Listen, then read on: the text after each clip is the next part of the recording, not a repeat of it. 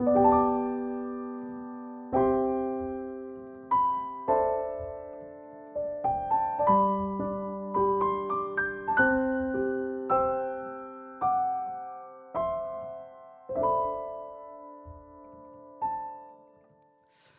먼저 지난주일 말씀을 간단하게 정리하고 오늘 본문을 시작해 보려고 합니다. 지난 주일에는 그리스도인의 존재 목표와 사명이라는 그 주제로 디도서 1장 1절에서 4절까지의 말씀을 우리가 깊이 있게 한번 나누어 봤습니다. 바울은 자신을 무엇이라고 표현했죠?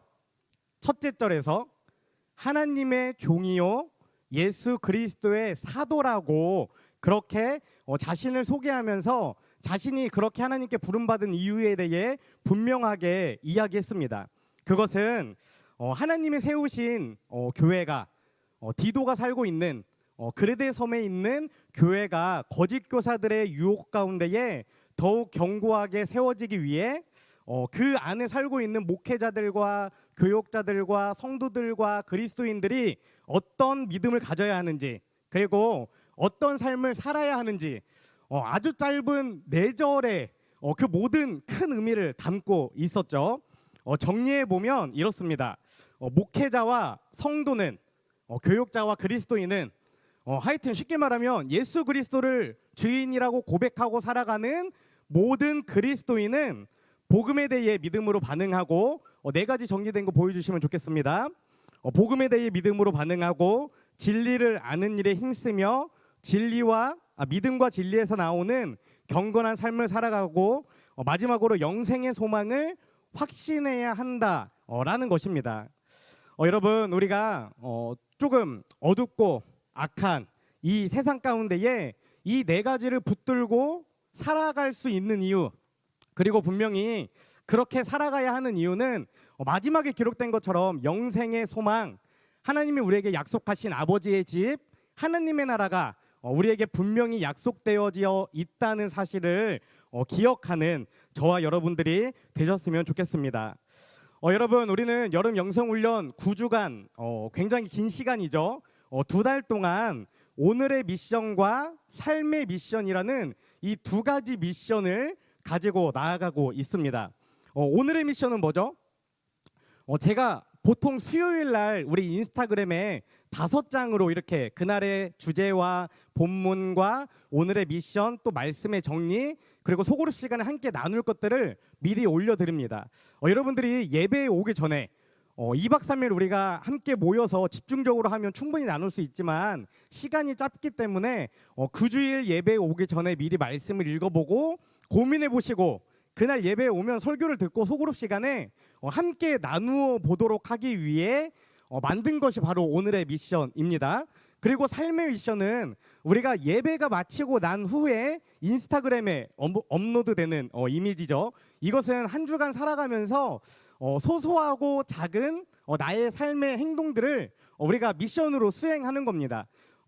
이렇게 2가지 우리가 미션을 하고 있는데, 이번 영성훈련에서 사실 말씀도 중요하고 발표도 중요하고 또 찬양이나 예배나 모든 것들을 중요하지만 개인적으로 가장 중요하다고 생각하는 것은 바로 이 2가지입니다. 9주 동안 여러분들이 이 2가지를 미리 준비하시고 또 한 주간 살아가면서 철저하게 좀 지키셨을 때 우리 삶 가운데에 진정한 작은 변화가 생길 줄로 믿습니다. 지난주에 오늘의 미션 보시면 디도서 1장 1절에 기록된 것처럼 바울이 자신을 소개한 것처럼 나 자신의 사명을 한번 적어보자고 제가 여러분들에게 이렇게 리더들과 함께 나누었습니다. 근데 한 가지 이렇게 제가 실수를 했어요. 너무 이렇게 뭐랄까 이미지로만 하다 보니까 남는 게 없더라고요. 그래서 오늘부터는 오늘의 미션은 여러분들 소그룹 가운데에 종이로 나눠드립니다. 그러면 적어서 제출해 주시면 저희가 그것을 기록하고 설교와 신방할 때 사용하도록 할게요. 그래도 지난주에 2개 소그룹이 먼저 정리해줘서 저에게 보내주셨는데 이 미션에 대해서 3명의 청년들이 적은 것을 한번 잠깐 이렇게 함께 나누어 보려고 해요. 첫 번째 청년은 이렇게 이야기해 줬습니다. 하나님의 사랑을 전하는 사람 나 김 땡땡은 다른 사람에게 선한 영향력을 끼치는 그리스도인으로 살아가며 나로 하여금 사람들이 하나님의 모습을 볼 수 있기를 소망합니다. 김 땡땡 청년의 사명, 디도서 1장 1절을 통해 자기가 발견한 자신의 목표적 사명이 이것이라는 것이죠. 두 번째 청년은 이렇게 적었습니다. 하나님의 택함을 받은 나 배 땡땡은 하니까 배 씨가 별로 없어서 딱 드러나네요. 죄송합니다. 배 땡땡은 하나님께서 나를 택하심을 분명히 믿고 나에게 주신 구원과 복음을 다른 사람들에게도 나누는 삶을 살아가길 소망합니다. 마지막 세 번째 청년은 이렇게 적어주셨습니다. 하나님의 자녀된 나 유땡땡은 주어진 상 가운데에 감사하며 작고 부족하지만 그리스도의 마음을 닮아 살아가고 받은 주님의 은혜를 드러내길 소망합니다. 매 주일마다 우리가 이렇게 그 본문 가운데 하나를 찾아서 자신의 삶을 적용해보고 고민해보고 또 결단해보는 시간들이 매주 진행될 거예요. 여러분들 매주 자신의 입으로 선포하고 적었던 그것들을 글로 적어서 집에 꼭 기록해 놓으시고 또 마음에 새기셔서 그런 인생으로 살아가기를 꿈꾸며 거룩한 기대를 품는 우리 여디디아 청년들이 되시기를 간절히 소망합니다. 그리고 인스타로 진행되는 삶의 미션이 있다고 말씀드렸죠. 지난주는 나누어드린 우리 키트를 자유롭게 사진으로 찍고 글에 올리는 건데 제가 이제 거기 보면 그 여름 영성훈련에 대한 기대와 함께 올려달라고 이렇게 있습니다. 근데 그 기대는 적지 않고 키트만 이렇게 예쁘게 찍어서 정말 감성적으로 올려주신 청년들이 많이 있어요. 제가 오늘 이렇게 설교 올라오기 전에 보니까 한 12명 정도가 참여해 주셨더라고요. 그런 분들은 기대까지도 포함을 해서 이번 주까지 수정해 주시면 좋을 것 같습니다. 그리고 저희가 이거를 지난 한 주 이렇게 처음으로 청년부에서 처음으로 이제 해보는 인스타 미션인데 얘기하다가 몇 가지를 조금 조정을 했어요. 뭐냐면 첫 번째는 글을 이렇게 올릴 때에 사람 태그를 하실 때 홀리라이 여디디아를 꼭 태그해 주시면 좋을 것 같습니다. 저희가 바로 피드로 받아볼 수 있게. 그리고 사람 태그 말고 글 올리는 밑에 태그 있잖아요. 그거는 그 주차에 올라오는 그 다혜 간사님이 만들어주신 이미지가 있어요. 그것을 그대로 복사해서 아래 태그를 올려주시면 좋겠습니다. 그리고 마지막으로 정말 많이 고민한 게 있어요. 뭐냐면 우리가 다 같이 예배하고 다 같이 그리스도인으로 살아가지만 사실 여러분들 가운데에 어떤 직장이나 어떤 개인적인 어려움 때문에 내가 교회 다니는 것이나 그리스도인인 것을 사실 아직 드러내기가 조금 어려운 청년들이 있을 거라는 생각이 들었습니다. 혹시 여러분들 가운데에 인스타 이렇게 드러낼 수는 없지만 이 미션에 함께 참여하고 싶은 청년들이 있다면 여기 홀리라이트 여디디아 DM으로 매주 보내주시면 저희가 그분도 같이 카운터해서 개수를 세도록 하겠습니다.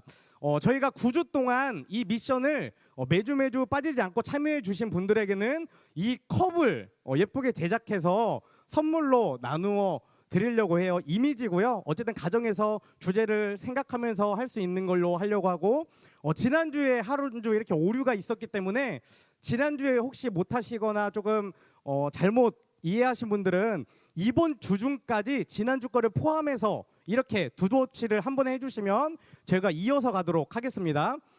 말씀드린 것처럼 이거는 주문 제작이기 때문에 갑자기 6주가 됐는데 1, 2, 3, 4, 5주치를 한 번에 올리신다고 되지 않습니다. 이번 주 2주치까지를 저희가 여유를 드리고요. 2주치부터는 카운터를 하면서 9주까지 가고 저희가 제작을 해서 진행하도록 하겠습니다. 그리고 저희가 뒤에서 이제 들어오실 때 키트 나눔을 했는데 사실 키트 나눔이지만 후원금을 저희가 1만 원씩 받았습니다. 지난주에 50개 넘게 키트가 나갔었는데 후원금이 43만 원이 들어오게 되었어요. 각자의 형편에 따라 어떤 분은 조금 더 많은 금액들을 해주셨고 그렇게 진행이 되고 있습니다.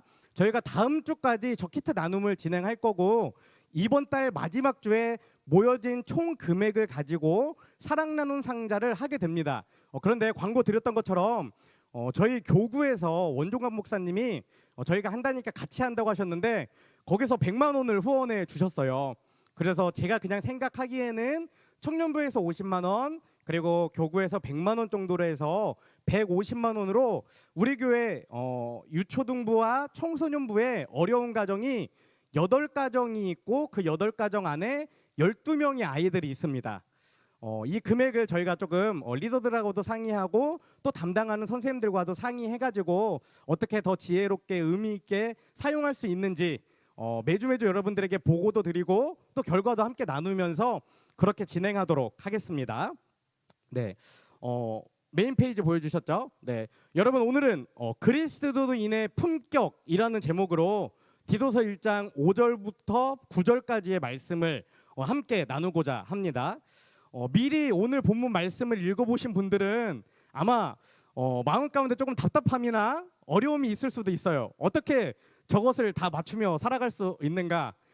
또 어떤 사람은 저것은 교회 안에 있는 어떤 리더들이 가져야 할 자격, 목사님이, 전도사님이, 장로님이 리더들이 가져야 할 자격이라고 생각하시는 분들도 있을 거예요. 그런데 오늘 말씀을 나눌 때에 오늘 본문에 기록된 이 이야기들은 어떤 한 사람, 어떤 한 부류가 아니라 하나님을 주인으로 고백하는 그리스도인이라면 모두가 갖춰야 할 자질이라는 것을 기억하면서 한번 말씀을 나누었으면 좋겠습니다. 여러분 옆에 앉아 있는 분들 얼굴 한번 보시겠어요? 한번 주변을 한번 돌려보세요. 내 옆에 앉아 있는 분은 그리스도인의 품격을 가지고 살아가고 있는 사람 같나요? 이 사람을 봤을 때 그리스도인의 품격이 느껴지나요? 세상에서 보는 품격이라는 기준과 오늘 디도서 본문에서 말하고 있는 그리스도인의 품격의 기준이 너무나 다르다는 것을 여러분 알게 될 거예요. 오늘 본문 말씀을 깊이 있게 이해하는 저와 여러분이 되었으면 좋겠습니다. 다시 한번 말씀드리면 특별히 오늘 본문에는 장로라는 단어가 굉장히 많이 나오고 장로의 자격을 기준으로 이런 것들을 지켜야 된다라고 얘기하지만 결국에는 장로를 세우는 것도 왜 세우는 거죠? 장로가 돌보는 그리스도인들이 그 장로를 닮아가도록 하기 위해 장로를 세우는 것이죠. 그렇기 때문에 이것은 그리스도인인 우리 모두의 이야기라는 것을 꼭 기억하면서 말씀을 나누면 좋겠습니다. 오늘 본문 5절에는 디도가 그레데 섬 사역을 같이 하던 바울이 디도를 그레데 섬에 남겨두고 떠난 이유에 대해, 그러니까 지난주에 우리가 바울이 함께 디도와 사역하다가 디도를 그레데 섬에 남겨두고 떠난 후에 편지를 받은 것을 받았죠. 근데 디도를 그곳에 왜 남겨뒀는가, 그 이유에 대해 기록하고 있는 것을 볼 수 있습니다. 본문 5절 말씀입니다. 제가 읽어드릴게요. 내가 너를 그레데에 남겨둔 이유는 남은 일을 정리하고 내가 명한 대로 각 성에 장로들을 세우게 하려 함이니. 아멘. 바울이 디도를 그레데 섬에 남겨둔 이유는 크게 두 가지예요. 첫 번째는 뭐냐면 남은 일을 정리하기 위해서 라는 것입니다. 우리가 지금 보고 있는 이 개역 개정에서는 남은 일을 정리하고 라고 되어 있지만 개역 한글 버전으로 본다면 부족한 일을 바로잡고라고 되어 있습니다. 여러 명의 신학자들이 이 그레데의 문서를 조사하면서 과연 부족한 일을 바로잡고라는 것이 어떤 의미일까 조사하다가 이런 결론을 내요. 뭐냐면 이 글은 조약과 율법을 개혁하는 것과 관련되어 있다라는 것입니다. 개혁하는 일과 관련된 글이다라는 거예요.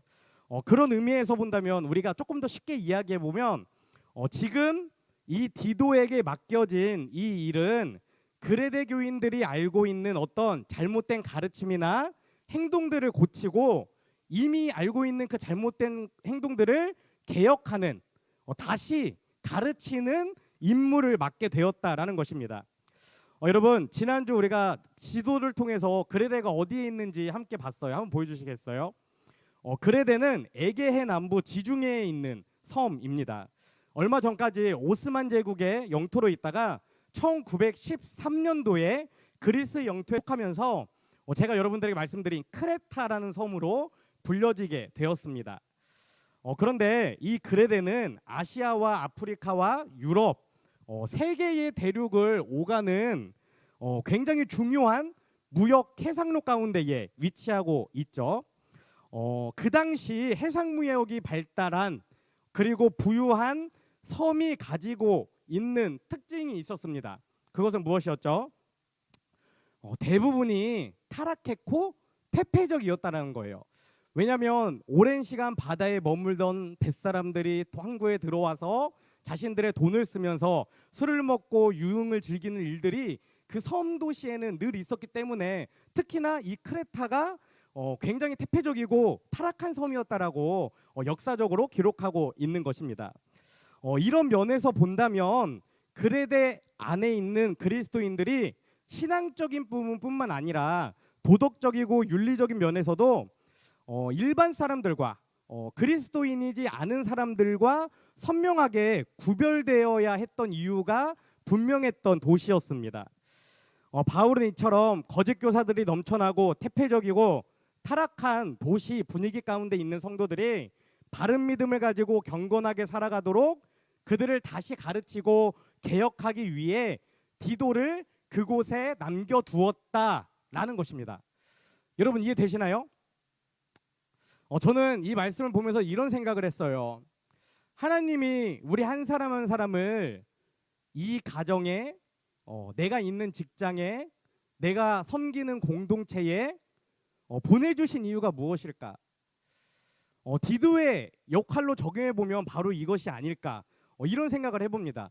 내가 속하는 공동체 가운데에 잘못된 신앙을 알고 있는 사람, 하나님을 바르게 믿지 못하는 사람, 또 거짓들을 말하는 사람들에게 진리를 말하고 하나님을 선포하는 것, 그것들을 하기 위해 여기 앉아있는 우리 모두를 하나님이 이 땅 가운데 보내시고 그 자리에 심어주신 것이 아닌가, 이런 생각을 해보게 되었다는 것이죠.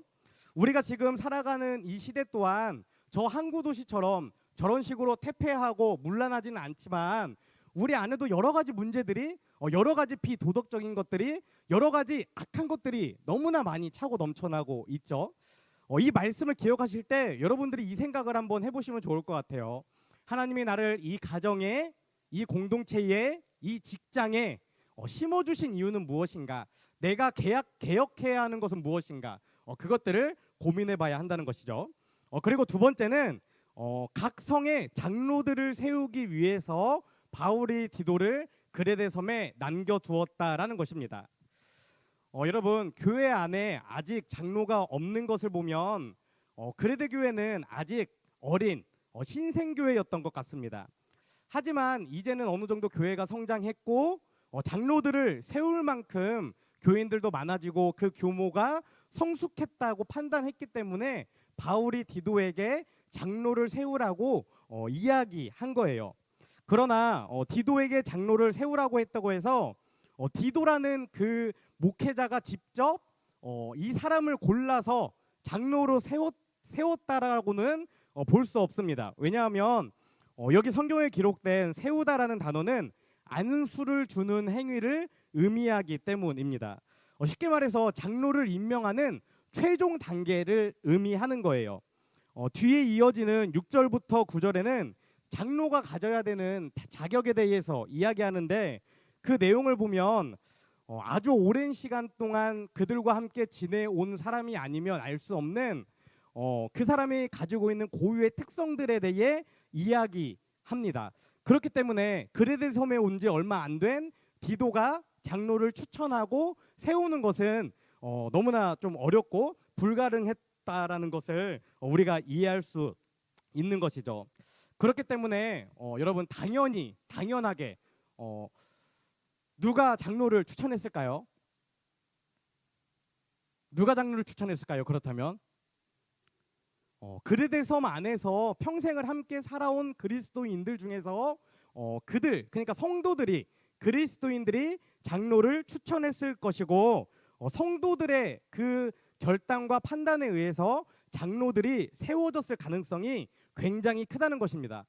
저는 이 말씀을 보면서도 이런 생각을 했어요. 올해 리더는 사실은 제가 중심을 가지고 여러분들 몇몇 사람들과 상의해서 리더를 세웠지만 내년에 그리고 앞으로 우리가 리더를 세워갈 때는 어떤 목회자나 어떤 한두 사람의 의견이 아니라 정말 함께 예배하는 신앙 공동체 모두가 인정할 수 있고 모두가 추천할 수 있는 사람을 세워서 리더로 이렇게 임명할 수 있는 그런 공동체가 되어야 한다는 것이죠. 제가 디도서를 보면서 참 많이 배우고 많이 연구해요. 앞으로 우리 여디디아 신앙 공동체가 어떤 방향으로 가야 하는지, 어떤 중심을 세워야 하는지 그것들이 너무나 많이 적혀 있기 때문입니다. 제가 설교하다가 사실은 옛날 같으면 그냥 이렇게 이야기하고 지나갈 텐데, 특별히 이번 설교는 그 구절구절마다 하나님이 우리 공동체에 원하시는 마음이 있으면 이렇게 말씀을 여러분들이 해드릴 거예요. 그럼 여러분들이 잘 기억하시고 한번 생각해 보시면 좋을 것 같습니다. 어쨌든 그 당시에는 성도들이 장로들을 뽑아가지고 장로들을 합격시키고 저 사람들의 기준을 판단했을 것이고, 디도는 마지막에 안수를 주는 일을 맡았다라는 것입니다. 그런데 여기서 굉장히 우리가 중요하게 봐야 하는 것이 있어요. 그것은 무엇이냐면 바울은 특별히 장로를 세우는 일을 어떻게 하라고 이야기하죠. 성경에서 내가 명한 대로 장로를 세우라고, 뽑으라고 이야기해요. 내가 명한 대로 장로를 뽑으라. 장로를 세우되 내가 내게 말해주는 기준대로 그런 자질을 갖춘 사람들로 장로를 세우라라고 이야기한 것입니다. 이제 본문 6절부터 9절까지는 바울이 디도에게 말해준, 그리고 디도뿐만 아니라 이런 편지는 누가 같이 받아봤다고 했죠? 그 당시에는 편지를 받은 디도가 함께 신앙 공동체 생활을 하는 모든 성도들 앞에서 이 편지를 읽었다고 말씀드렸죠. 그렇기 때문에 디도뿐만 아니라 신앙 공동체의 모든 성도들에게 장로의 자격에 대해 바울이 지금 이야기하는 거예요. 먼저 6절에서는 가정의 가장으로서 모범이 되어야 한다라고 이야기하고, 7절은 장로에게 있어서는 안 되는 6가지 성품에 대해 이야기합니다. 그리고 8절은 장로라면 반드시 가지고 있어야 할 6가지 성품에 대해 이야기해요. 그런 다음 마지막 9절에서는 가장 중요한 마지막 한 가지 자질에 대해 이야기합니다. 먼저 가정에서 갖추어야 할 모습에 대해 우리가 함께 나누어 보기 원하는데요. 본문 6절 말씀입니다. 책망할 것이 없고 한 아내의 남편이며 방탕하다는 비난을 받거나 불순종하는 일이 없는 믿는 자녀를 둔 자라야 할지라. 아멘. 첫째 뭐죠? 한 아내의 남편이어야 한다라는 것입니다. 그러니까 장로는, 그리스도인은 누가 봐도 저 사람은 정말 성실한 가장이구나, 신실한 가장이구나, 정말 건실한 가장이구나라고 인정할 수 있어야 한다라는 거예요. 그리고 여기서 말하고 있는 한 아내의 남편이라는 단어는 문자 그대로입니다. 정말 딱 한 명의 아내를 둔 사람이어야 한다라는 거예요.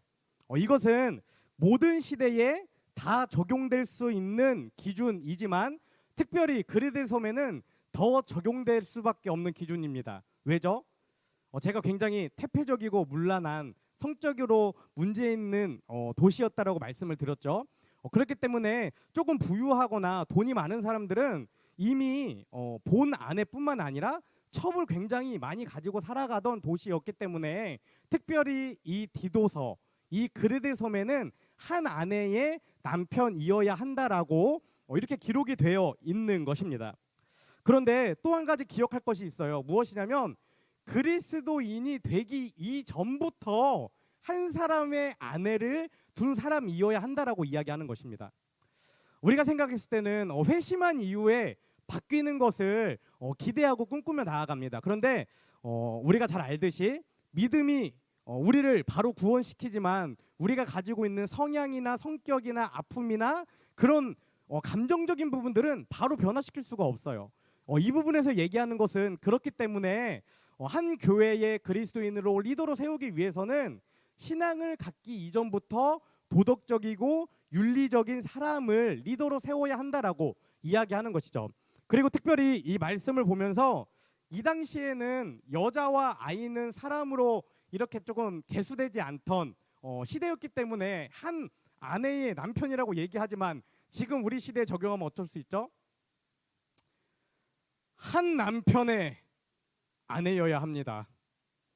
네, 이거 역시 빼놓을 수 없는 사실이라는 것을 여러분들 기억하셨으면 좋겠습니다. 그리고 두 번째 조건이 있습니다. 그것은 무엇이냐면 믿는 자녀를 둔 자라야 한다라는 것이죠.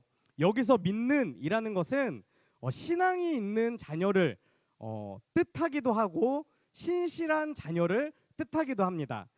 전자로 이야기할 때는 기독교적인 믿음을 이야기해요. 그러니까 하나님을 알고 하나님을 믿는 믿음이 있어야 된다고 이야기하고, 후자로 이야기할 때는 아버지의 권위를 인정하는 아들이어야 한다라는 거예요. 우리가 믿는 자녀라고 이야기했을 때 보통 신앙적인 부분만을 이야기합니다. 그런데 여기서 이야기하는 것은 무엇이냐면 신앙뿐만 아니라 육신의 아버지를 존중하고 존경하는 자녀를 둔 자가 그리스도인이요, 리더요, 장로가 될 수 있다라고 이야기하고 있는 거예요. 그렇다면 여기서 말하는 믿는 자녀의 특징은 무엇입니까? 믿는 자녀의 특징은 방탕하지 않고 불순종하는 일이 없는 것을 의미해요. 여기서 방탕하다라는 것은 진탕 먹고 떠들고 취하는 것을 의미하는데, 이렇게 얘기하면 우리가 조금 쉽게 생각할 수 있어요. 먹고 취하는 것 뭐 실수할 수 있지라고 생각할 수 있습니다. 그런데 베드로전서 4장 3절에서는 이 방탕을 다른 것들과 같이 이렇게 묶어서 같은 취급을 하면서 이야기하는 것이 있어요. 본문 한번 보겠습니다. 베드로전서 4장 3절 말씀입니다. 너희가 음란과 정욕과 술 취함과 방탕과 향락과 무법한 우상 숭배를 하여 이방인의 뜻을 따라 행한 것을 지나간 때로 족하도다. 그러니까 우리가 방탕하다고 이야기하면 조금 쉽게 생각할 수 있지만 같이 나열된 걸로 보면 방탕하다는 수준이 음란하고 정욕하고 우상 숭배하는 것과 같다라고 이야기하는 것입니다. 또한 불순종이라는 단어, 여러분 불순종이라는 단어를 생각하면 어떤 의미가 들어오나요? 조금 가볍게 생각하면 아버지가 얘기했을 때 반항하는 정도, 좀 거부하는 정도, 말대꾸하는 정도, 뭐 집을 하러 나갔다 오는 정도, 이런 정도를 우리가 불순종이라고 생각하죠. 그런데 디모데전서 1장 9절에서는 불순종이 어떤 것인지 이렇게 기록합니다. 본문을 읽겠습니다. 알 것은 이것이니 율법은 옳은 사람을 세우기 위하여 세운 것이 아니요 오직 불법한 자와 복종하지 않은 자와 경건하지 아니한 자와 죄인과 거룩하지 아니한 자와 망령된 자와 아버지를 죽이는 자와 어머니를 죽이는 자와 살인하는 자며, 뭐라고 기록되어 있죠? 불순종이라는 것이 내가 사랑하는 어머니와 아버지를 죽이고 살인하는 것과 같은 급의 죄라고 이야기하는 것입니다. 이것은 가족을 죽이는 것과 다름없을 만큼 아버지의 권위를 무시하는 자녀를 가리키는 것이죠. 이것은 부모의 권위에 대한 아주 뿌리 깊은 반항과 반역을 뜻하는 것입니다. 여러분 아마도 제 생각에 바울은 이 말씀을 통해서 이런 거죠. 자신의 육신의 자녀에게 존경과 권위를 인정받지 못하는 사람은 성도들의 영적인 아버지 노릇도 할 수 없다라는 것을 이야기하고 있는 것입니다. 여러분 제가 이 말씀 준비하면서 왜 바울이 제일 먼저 가정의 모습을 이야기했을까 생각해 봤어요. 여러분들 대부분 다 이해하실 거예요. 저도 마찬가지입니다. 어렸을 때 저희 아버지도 장로님이세요. 제가 태어났을 때부터 장로님이셨습니다. 근데 저는 저희 아버지를 늘 욕했어요. 어렸을 때는. 뭐라고 욕했냐면 교회에서만 웃고 집에서는 혼내고 교회에서만 잘해주고 집에 오면은 막대하고 이중인격자라고 제가 아버지를 이렇게 어렸을 때 잘 모를 때 그렇게 말했던 기억이 있습니다. 아마 신앙생활을 오래 한 사람이라면 여러분들 가운데에서도 이런 감정들이나 생각들을 가졌던 분들이 있었을 것 같아요. 그래서 디도는 바울에게 장로라면 그리스도인이라면 정말 모든 것이 드러나는 나의 약점이 가장 많이 드러나고 숨기기가 정말 어려운 그 가정 가운데에서도 그리스도인의 모습을 갖추고 살아가는, 정말 가족에게도 인정받을 수 있는 그리스도인이 되어야 리더가 될 수 있다라고 먼저 서두에서 이 가정을 이야기하고 있는 것입니다. 여러분, 여러분은 가정에서 그리스도인으로 살아가고 있습니까? 여러분의 부모님이 여러분을 봤을 때 나쁜 놈이 아니라, 못돼 처먹은 놈이 아니라, 말도 지질이 안 듣는 놈이 아니라, 부모님의 말에 순종하고 부모님의 말에 따르면서 부모님께 정말 부모님의 마음이 핫한 그런 그리스도인으로 살아가고 있는가? 부모님의 모습을 보고 욕하고 비난하는 것이 아니라 내가 먼저 나의 모습을 바꾸어서 부모님이 변화되는 그런 삶을 살아보는 저와 여러분들이 되었으면 좋겠습니다. 계속해서 7절은 정말 무시무시한 얘기를 합니다. 장로에게 있어서는 안 되는 6가지의 성품, 그리스도인 성도가 가져서는 안 되는 6가지 성품에 대해 이야기합니다. 7절 말씀입니다. 감독은 하나님의 청지기로서 책망할 것이 없고 제 고집대로 하지 아니하며 급히 분내지 아니하며 술을 즐기지 아니하며 구타하지 아니하며 더러운 이득을 탐하지 아니하며. 여러분 마음속으로 한번 체크해 보세요. 이 6가지 중에 나는 직장 생활 가운데에, 사회 생활 가운데에, 가족 생활 가운데에, 어떤 공동체 가운데에 몇 가지의 가져서는 안 되는 이 6가지 중에 몇 가지의 성품을 가지고 있는지 한번 고민해 보시면 좋겠습니다. 첫째는 책망할 것이 없어야 한다라고 기록합니다. 장로는, 그리스도인은 가정에서나 세상에서나 또 공적인 영역에서나 인격적인 차원에서 책망할 것이 없는 사람이어야 한다라고 이야기하고 있는 것입니다. 그런데 여기서 이상한 것이 있죠. 뭐냐면 이런 식으로 기준을 세운다면 단 한 사람도 그리스도인이 될 수 없겠죠. 이 이야기를 조금 더 원어적으로 해석해 보면 이런 것입니다. 이것은 전혀 흠이 없는 완벽한 사람이 되어야 한다는 것이 아닙니다. 그렇다면 아무도 그리스도인이 될 수 없기 때문이죠. 여기서 책망할 것이 없다라는 것은 정직성에 의심을 받지 않는 사람, 또는 탄핵이나 고소 대상이 아닌 사람, 그리고 수치스러운 일로 흠잡힐 것이 없는 사람이어야 한다라는 뜻으로 우리가 조금 축소해 볼 수 있습니다. 그러니까 최소한 그리스도인은 다른 사람들에게 손가락질 당하거나 어떤 잘못된 구설수에 오를 만한 행동을 해서는 안 된다라는 것이죠. 그리고 둘째는 제 고집대로 하지 않아야 한다라고 기록합니다. 이것은 자기 뜻대로 완고하게 거만하게 하지 않는다는 것을 의미합니다. 고집은 무엇입니까? 고집이 뭐예요? 고집. 진리인 성경의 기준에 맞지 않는데도 내가 가지고 있는 지식이나 내가 가지고 있는 판단이나 내가 가지고 있는 경험을 가지고 일을 진행해 나가는 것입니다. 하나님은 늘 우리에게 겸손하라고 말씀하시죠. 그런데 우리는 늘 같은 실수를 반복합니다. 왜죠?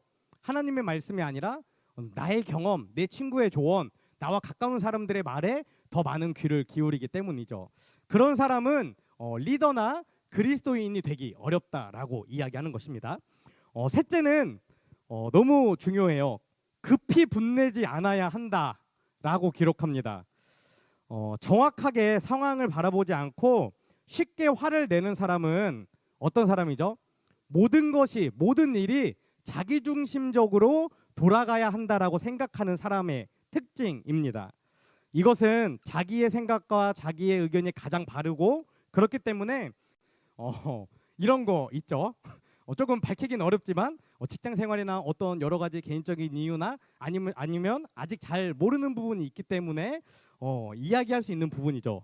어쨌든 네 번째는 술을 즐기지 아니한다라고 이야기하는데 여기서 술을 즐긴다라는 것은 술에 취하는 것, 술을 마시는 습관이나 버릇이 있는 것을 의미합니다. 이것은 술로 인해서 자제력과 분별력을 잃어버릴 정도로 취향 상태를 의미하는 것인데, 그러니까 그리스도인은 자기 자신의 의지를 조절하지 못할 정도로 취하는 사람이면 안 된다라는 거예요. 근데 제가 여기까지만 얘기하면 또 이런 오해가 생깁니다. 뭐죠?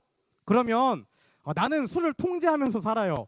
내가 필요한 자리에서 마실 만큼 마시고 나는 일어납니다. 내 갈 길을 갑니다. 그러면 술 마셔도 되나요? 지금 저에게 여기서 이런 질문 하실 청년들 좀 있을 것 같아요. 나중에 조금 이런 것들도 Q&A나 깊은 대화로 나누고 싶지만 사실은 성경에서 술을 먹지 말라고 금하지 않습니다. 그러나 모든 사람들이 술을 멀리하라고 얘기합니다. 그 이유는 무엇이에요? 나는 술을 절제할지라도 나와 함께하는 사람들이 내가 만약에 술을 먹으면 6명이 모여 먹으면 6명이 다 절제하지 못하잖아요. 6 중에 한둘은 정신을 잃고 마음대로 살아가잖아요. 그런 가운데에 내가 영향력을 받게 되고 죄에 같이 물들게 되고 그 공간에 같이 있으면서 그것들이 점점 나를 지배하게 되기 때문에 술에 있는 자리에 아예 가지 말라고 우리가 이야기하고 있는 것입니다.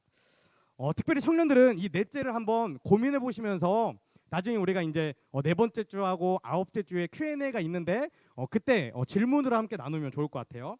여튼 계속 이어서 나가면 5번째는 구타하지 않아야 한다라는 것입니다.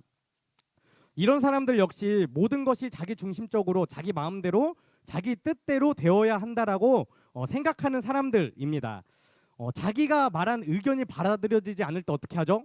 물통을 집어 던지거나 의자를 던지거나 사람을 때리거나 폭력을 행사하기 때문입니다. 그런데 여러분 여기서 우리가 기억해야 하는 것이 있습니다. 그것은 무엇이냐면 이것은 물리적인 폭행만을 의미하는 것이 아니라는 거예요. 말이나 소외나 눈빛이나 행동이나 은근히 뒤에서 따돌리는 것 이런 모든 것까지가 이 구타에 포함된다라는 것입니다. 제가 교회에서 신앙생활하면서 또 청소년부 때도 그랬고 청년부 때도 그랬고 가장 경계하는 것이 그거예요. 바로 이거예요. 바로 이거. 겉으로는 드러나지 않지만 눈빛으로 사람을 패는 거. 겉으로는 아닌 척하지만 끼리끼리만 모여서 노는 것. 여러분들은 우리는 하나님의 몸된 교회를 세우기 위해 함께하는 공동체입니다. 그렇기 때문에 조금 어색해도 조금 불편해도 처음에는 조금 낯설어도 처음 교회에 온 청년들과 또 처음 만난 사람들과 깊이 있게 교제하고 관계해야 하는 것이 바로 이것이 이유인 것이죠. 하나님은 우리를 끼리끼리의 공동체가 아니라 하나의 공동체로 부르셨다는 것을 꼭 기억하시면 좋겠고 또 용기를 내시는 여러분들이 되시면 좋겠습니다. 그리고 6번째는 더러운 이득을 탐하지 않아야 한다라는 것입니다. 여기서 더러운 이득은 무엇입니까? 구체적으로 얘기하면 돈입니다. 돈.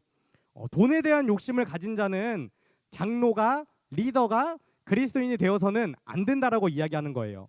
바울은 디모데전서 6장 10절에서 돈을 사랑하는 인생의 결과가 어떤 것인지 이렇게 이야기합니다. 돈을 사랑함이 일만 악의 뿌리가 되나니 이것을 탐내는 자들은 미혹을 받아 믿음에서 떠나 많은 근심으로써 자기를 찔렀도다. 아멘. 하나님은 복음서에서 분명히 예수님이 말씀하세요. 사람은 두 주인을 섬길 수 없다라고 얘기합니다. 이 말씀 또한 마찬가지입니다. 돈을 사랑하는 사람은 당연히 어떻죠? 예수님을 사랑할 수 없다고 이야기하는 거예요. 예수님을 사랑하는 사람은 어떻죠? 당연히 돈을 사랑하지 않는다라고 이야기하고 있는 것입니다. 돈에서 오는 문제들 굉장히 많이 있습니다. 요것도 Q&A 시간에 우리가 조금 더 깊이 있게 좀 나누면 좋을 것 같아요. 어쨌든 이렇게 6가지 그리스도인이 또 리더가 장로가 가져서는 안 되는 6가지의 성품에 대해 이야기했다면 이어지는 8절에서는 그리스도인이라면 꼭 가져야 하는 성품에 대해 6가지로 이야기합니다. 8절 말씀 제가 읽어드리겠습니다.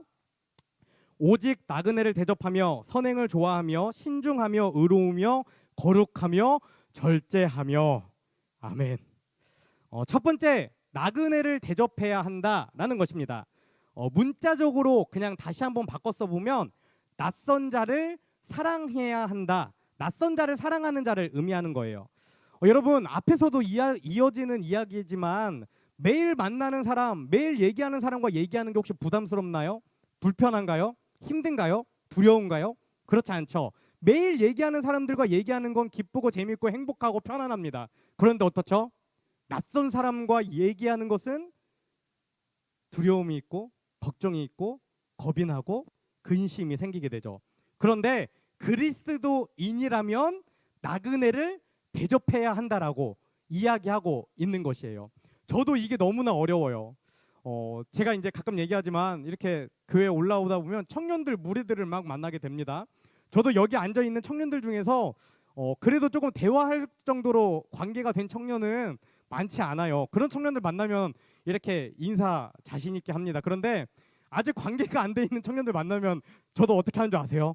저도 모르게 이렇게 눈이 피해질 때가 있습니다. 길에서 만나면 인사를 어떻게 좀 너무 사무적으로, 목사니까 그냥 너무 사무적으로 환영합니다 이렇게 할 때가 있어요. 그런데 저도 이걸 고쳐야 된다고 생각하지만 그리스도인이라면 편안한 사람에게 먼저 다가가는 것이 아니라 낯선 자에게 먼저 다가가서 그들과 교제해야 한다라고 이야기하고 있는 것이죠. 그리고 두 번째, 선행을 좋아해야 한다라는 것입니다. 여기서 이 선행은 넓은 의미에서 선한 일을 하는 사람 혹은 선한 사역을 의미합니다. 그러니까 이거는 이런 거예요. 우리가 여름 영성훈련 한다고 갑자기 부서에서 막 청년들 도와줄 사람 오세요 해가지고 모집돼서 가서 일하는 사람, 그런 선한 사역이 아니라 정말 일상 가운데에 내가 길을 가다가 마음에 어떤 감동이 오는 어떤 한 사람을 도와주는 것, 또 내가 뭐 어떤 한 사람에게 좋은 말을 하는 것, 그러니까 짜진 일들 가운데에 행해지는 선한 사역이 아니라 정말 일상생활 가운데에 하나님이 주시는 마음과 눈빛과 생각으로 하는 그 선한 일을 해야 하는 사람이어야 한다라고 이야기하는 것입니다. 그리고 세 번째는 이렇게 이야기합니다. 신중해야 한다. 아까 성격 급한 사람 뭐라고 그랬죠? 화를 내고 불을 내는 사람과의 반대로 되는 것이죠. 이것은 정신을 똑바로 차리고 지각 있는 판단을 내려야 한다라는 것입니다. 맑은 정신으로 자신을 통제할 줄 알아야 한다는 거예요. 그렇기 때문에 또 이전에 우리가 술 취하지 말라라는 이야기가 연결되는 것입니다. 베드로전서 5장 8절 말씀에 이렇게 기록되어 있습니다. 근신하라 깨어라 너희 대적 마귀가 우는 사자같이 두루다니며 삼킬 자를 찾나니. 아멘. 성경의 모든 부분에서 구약에서 신약에서 이어지는 그 66권의 성경 가운데에 정말 많이 나오는 하나님의 말씀이 이거예요. 깨어 있으라는 겁니다. 깨어 있어라. 정신을 똑바로 차리고 신중하라는 거예요. 어떤 순간에 어느 순간에 내가 넘어질지 모르기 때문입니다. 그리고 또 한번 넘어지게 되면 그 다음부터 넘어지는 것은 너무나 쉽기 때문에 그 한 번을 조심하라라고 이야기하고 있는 것입니다. 모든 생각과 판단 가운데 신중해지는 저와 여러분이 됐으면 좋겠습니다. 그리고 넷째와 다섯째는 의로우며 거룩해야 한다라고 기록하고 있습니다. 여러분, 의로움과 거룩함, 특별히 이 두 가지 이 성품은 사람들보다는 하나님 앞에서 우리가 가져야 할 성품을 이야기하고 있습니다. 그러니까 그리스도인은 더러운 이득을 탐하는 자가 아니라 정직하고 성실하고 진실하게 살아가는 사람이어야 한다라고 이야기하고 있는데, 이것은 단지 윤리적으로만 깨끗해야 된다라고 이야기하는 것이 절대 아닙니다. 사람들이 보이는, 눈에 보이는 것으로 깨끗해야, 의로워야 한다라고 이야기하는 것이 아니에요. 왜냐하면 의와 거룩의 그 기준은 오직 어디에 있죠? 하나님의 말씀에 있기 때문에 하나님의 말씀을 기준으로 의와 거룩하게 살아가라라고 이야기하는 것입니다. 그리고 마지막 여섯째, 저는 이게 정말 중요한 것 같아요. 절제해야 한다라는 것입니다. 여러분, 절제는 성령의 9가지 열매 중에 몇 번째 순서일까요? 제일 마지막 순서에 절제가 들어가 있습니다. 이것은 자신을 다스리고 통제할 줄 아는 능력을 의미해요. 그러니까 자기 감정이나 충동이나 욕망을 자제하고 돈이나 명예나 권력의 욕망에 빠지지 않도록 자기 자신을 억제하는 능력을 이야기하는 것입니다. 여러분, 사람들은 사랑한다는 이유로, 또 하나님께 영광을 돌린다는 이유로, 또 신앙 공동체를 위한다는 핑계로 언제든지 자신의 욕망과 자신의 이익과 자신의 편의를 위해 말하고 행동할 수 있습니다. 그게 사람입니다. 그러나 이 절제를 가진 사람은 그것들을 최대한 미룰 수 있기 때문에 더 바른 그리스도인의 길을 갈 수 있다는 것이죠. 그렇기 때문에 저는 이 성령의 9가지 열매 중에서도 절제라는 것이 제일 마지막에 기록되어 있고, 그리스도인이 갖추어야 할 6가지 성품 중에서도 이 절제가 제일 마지막에 기록되어 있다라고 생각합니다. 그리고 이제 바울은 마지막 구절에서 장로의 자격을 마지막으로 한 가지 더 이야기합니다. 이것은 가장 중요하기에 제일 마지막에 소개하고 있고, 이 자격은 다음 주에 우리가 이제 디도서 1장 10절부터 16절 말씀 본문으로 나누는데요. 그 본문에는 거짓 교사들의 특징에 대해 기록하고 있어요. 그것과 대조되는 너무나 중요한 말씀입니다. 9절 말씀입니다. 믿분 말씀의 가르침을 그대로 지켜야 하리니 이는 능히 바른 교훈으로 권면하고 거슬러 말하는 자들을 책망하게 하려 함이라. 아멘. 어떤 자격입니까? 마지막 자격. 하나님의 거룩한 말씀을 그대로 지키는 자 라는 것입니다. 성경에 기록된 말씀을 그대로 지키는 자가 그리스도인이요, 성도요, 장로요, 리더가 되어야 한다라고 기록하고 있는 것입니다. 여기서 그대로 지키다라는 이 말은 어떤 의미일까요? 꽉 붙잡다, 또 확고하게 고수하다, 끝까지 지켜내는 거예요. 누가 나를 유혹하고 꼬시고 넘어뜨리려고 해도 끝까지 하나님의 말씀을 제일 우선으로 생각하는 것입니다. 이처럼 그리스도인은 하나님의 말씀을 온전히 신뢰하고 믿는 사람, 그래서 그 말씀을 어떤 상황 가운데에서도 굳게 지켜내야 하는 사람이 되어야 한다라는 것이죠. 단순히 다른 사람의 외적인 모범이 되고 또 성격이 좋고 온유해서 사람들의 사랑을 받고 인정받는 사람이 아니라 하나님의 말씀을 신뢰하고 붙잡아 살아가는 사람이 되어야 한다라는 것입니다. 여러분, 그러면 이처럼 그리스도인이 이렇게 너무나 어려운 성품과 자질을 반드시 지키며 가지고 살아가야 하는 이유는 무엇입니까? 그 이유는 다른 교훈을 전하는 거짓 교사들과 그 가르침에 유혹당하는 교회와 성도들에게 바른 교훈으로 권면하기 위해서, 또 그리고 잘못 가고 있는 그 친구들을 돌려서 다시 바른 길을 함께 가기 위해서 먼저 말씀을 배우고 알고 있는 우리가 이런 그리스도인이 되어야 한다는 것이죠. 정리하면 이런 거예요. 결국 그리스도인이라는 직분, 장로라는 것, 성도라는 것은 나를 먼저 돌보고 세워서 견고한 그리스도인이 된 다음에 우리 주변에 넘어지고 약하고 쓰러지고 아직 잘 모르는 사람들을 견고한 그리스도인으로 세우는 것, 그것이 우리 모두에게 동일하게 주어진 하나님의 사명이다 라는 것입니다. 여러분, 결론을 맺겠습니다. 우리는 오늘 말씀을 통해 바울이 디도에게 전한 장로를 세우는 데 있어서 필요한, 그리스도인을 세우는 데 있어서 필요한 자질과 기준이 무엇인가에 대해 굉장히 짧게 그리고 또 길게 말씀을 나누었습니다. 그런데 여러분, 어떻습니까? 정말 이 기준대로라면 우리가 리더십을 세우고 그리스도인이 될 수 있을까요?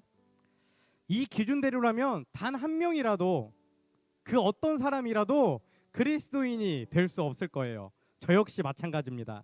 그러나 이 말씀을 통해 우리가 꼭 기억해야 하는 것은, 우리는 그럼에도 불구하고 이 기준을 절대로 포기해서는 안 된다는 것입니다. 이 기준을 포기해서는 안 된다는 거예요. 왜입니까?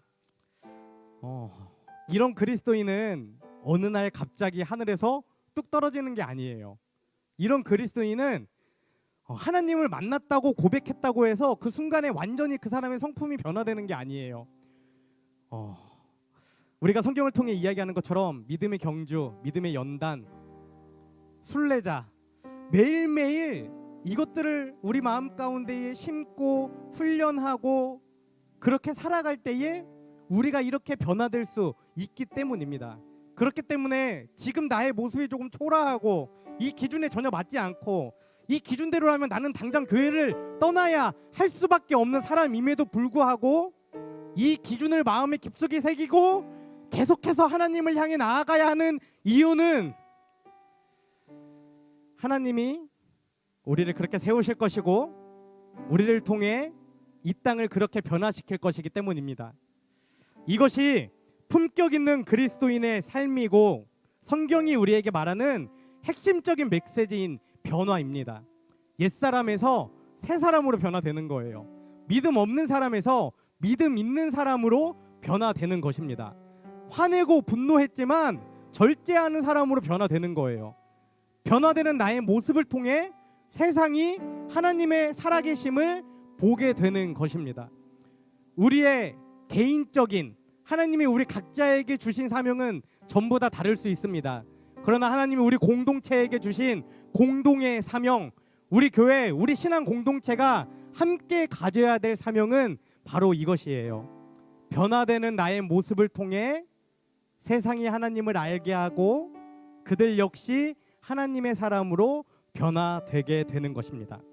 마지막으로 한 말씀 여러분들과 함께 읽겠습니다. 갈라디아서 6장 7절에서 9절 말씀입니다. 스스로 속이지 말라. 하나님은 업신여김을 받지 아니하시나니 사람이 무엇으로 심든지 그대로 거두리라.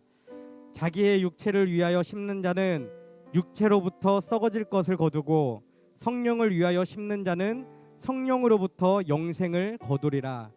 우리가 선을 행하되 낙심하지 말지니 포기하지 아니하면 때가 이름에 거두리라. 아멘.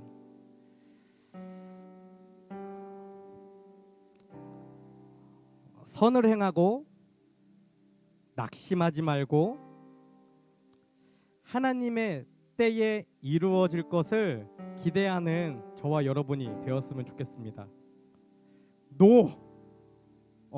맞아요. 낙심하지 마세요. live. 포기하지 않고 오늘을 살아가세요. wait. 하나님이 변화시킬 것을 기대하며 기다리세요. 그리고 그 증거들을 우리가 함께 나누며 공유하며 바라보며 살아가는 것입니다. 그러면 우리 여디디아 신앙 공동체가 정말 이 땅 가운데에 하나님이 보시기에 너무나 아름답고 사랑스러운 공동체, 정말 이 세상 가운데에는 품격 있는 그리스도인으로 살아가게 될 줄 믿습니다. 우리 이 시간 세 가지 기도 제목 가지고 함께 기도하기 원합니다. 기도 제목 보여주시겠어요? 네, 첫 번째, 하나님의 말씀 온전히 신뢰하고 그 말씀을 지켜 행하는 품격 있는 그리스도인 여디디아 청년들이 되게 하소서. 두 번째, 6가지 버려야 할 성품을 버리는 청년들이 되게 하소서. 세 번째, 6가지 가져야 할 성품을 가지는 여디디아 청년들이 되게 하소서. 그리고 마지막 네 번째, 여러분들 말씀 들으면서 여러분들 마음 가운데에 특별히 더 들어왔던 어떤 성품이나 기준들이 있을 거예요. 그것들을 포기하는 것이 아니라 그것들을 이겨내어 정말 하나님의 형상으로 하나님의 전시품으로 이 땅 가운데 살아가는 인생이 되게 해달라고 우리 네 가지 기도 제목 가지고 주여 한번 외치신 후에 함께 기도하겠습니다. 주여, 사랑하는 하나님 감사합니다. 오늘도 주님의 은혜 가운데에 저희들 마음껏 주님 앞에 예배하며 나아갑니다. 하나님, 오늘은 품격 있는 그리스도인이라는 제목으로 디도서의 말씀을 함께 나누었습니다. 간절히 소망하기는 이 시간 함께 예배하는 우리 한 사람 한 사람, 또 우리 교회 가운데 보내주신 모든 청년들과 성도들이 하나님의 말씀을 온전히 신뢰하고 그 말씀을 지켜 행하는 품격 있는 그리스도인으로 살아갈 수 있도록 아버지 함께하여 주시옵소서. 자신 안에 있는 버려야 하는 성품들을 생각해보게 하시고 연단함으로 훈련함으로 그것들을 버려내는 그리스도인이 되게 하시고 또 내 안에 없는 부족한 성품들을 기억나게 하셔서 그것들을 매일매일 삶 가운데에 채워가는 우리 귀한 청년들 될 수 있도록 아버지 함께하여 주시옵소서. 세상이 안 된다고 말하지만 주님은 할 수 있다고 말씀하십니다. 세상은 실패했다고 말하지만 주님은 이제 다시 시작하라고 말씀하십니다. 세상은 그만하라고 이제는 받아들이라고 이야기하지만 주님은 아니라고, 지금부터 다시 하나님의 말씀을 붙잡고 나아가라고 말씀하십니다. 매 주일마다 우리가 이것을 결단하며 나아갈 때에 정말 세상의 옷을 벗어버리고 예수 그리스도의 옷을 입고 한 주 한 주 세상 앞으로 나아가 그 예수님의 마음으로 이 땅 가운데 살아가는 귀한 인생들이 될 수 있도록 아버지 함께하여 주시옵소서. 매일매일 선을 행하되 낙심하지 않게 하시고 포기하지 않게 하시고 하나님의 이루실 때를 기대하며 정말 그 거룩한 기대를 품고 살아가는 우리 청년들 될 수 있도록 아버지 함께하여 주시옵소서. 주님, 이 시간 하나님의 살아계심을 믿음으로 고백하며 정성껏 드려진 예물이 있습니다. 이 물질이 쓰이는 곳에 하나님의 살아계심이 드러나게 하시고 날마다 구원받는 사람들이 더해지는 역사가 나타날 수 있도록 아버지 역사하여 주시옵소서.